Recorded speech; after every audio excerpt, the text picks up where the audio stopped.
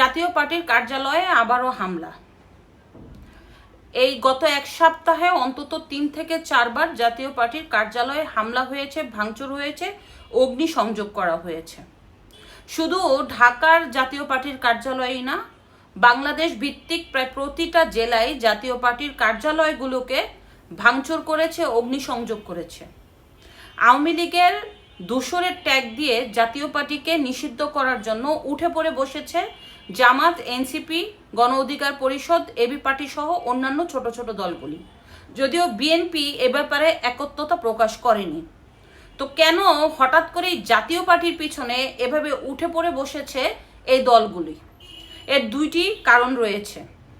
এর অন্যতম কারণ হচ্ছে, যদি আওয়ামী লীগ নির্বাচনে অংশগ্রহণ না করতে পারে, তাহলে আওয়ামী লীগের কিন্তু পুরো বাংলাদেশ ব্যাপী ব্যাপক একটা জনসমর্থন রয়েছে। এই ভোটগুলি কোথায় যাবে? জাতীয় পার্টি যদি নির্বাচনে অংশগ্রহণ করে, তাহলে আওয়ামী লীগের বিভিন্ন নেতাকর্মীরা জাতীয় পার্টির হয়ে কিন্তু বিভিন্ন জেলাভিত্তিক ইলেকশনে দাঁড়াবে এবং আওয়ামী লীগের ভোটগুলি কিন্তু চলে যাবে জাতীয় পার্টির ব্যানারে। সেক্ষেত্রে জাতীয় পার্টি প্রধান বিরোধী দল হিসাবে চলে যাচ্ছে সংসদে, আর জামাত যেতে পারবে না প্রধান বিরোধী দল হিসাবে। তৃতীয় বৃহত্তম দল হিসাবে সংসদে যাবে জামাত। এই যে দূরের পরিকল্পনা করে, এর জন্যই জাতীয় পার্টিকে নিষিদ্ধ করার জন্য উঠে পড়ে বসেছে এনসিপি, জামাত, গণ অধিকার পরিষদ এবং এবি পার্টি সহ অন্যান্য দলগুলি। এখন গণ অধিকার পরিষদ পুরো বাংলাদেশ ব্যাপী কয়টা সিট পেতে পারে? শুধু নুরুল হক নূরের যে এলাকাতে হয়তোবা সে সিট পাবে কিনা ভোটের মাঠে, সেটা ভোট আসলে বোঝা যাবে। জনপ্রিয়তার প্রেক্ষাপট আর বাস্তব প্রেক্ষাপট ইলেকশনের দুই জিনিস।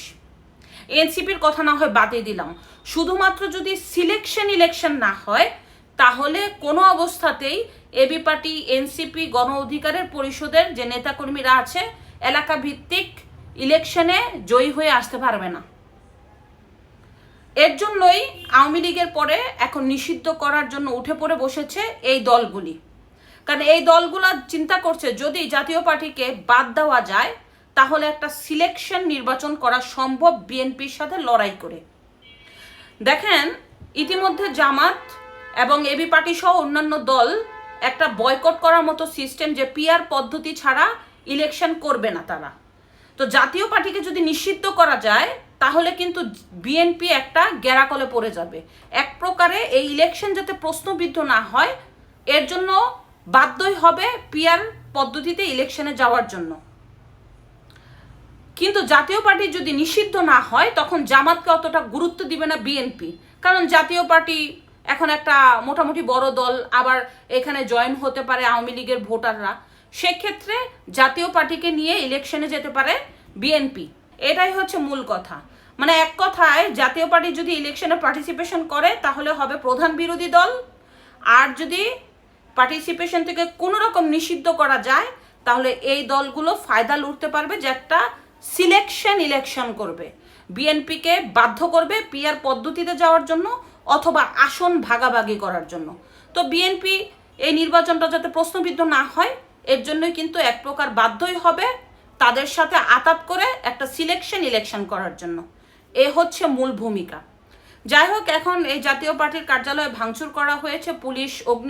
পুলিশ টিয়ার গ্যাস ছুঁড়েছে, সাউন্ড গ্রেনেড ছুঁড়েছে, জল কামানের পানি ছুঁড়েছে।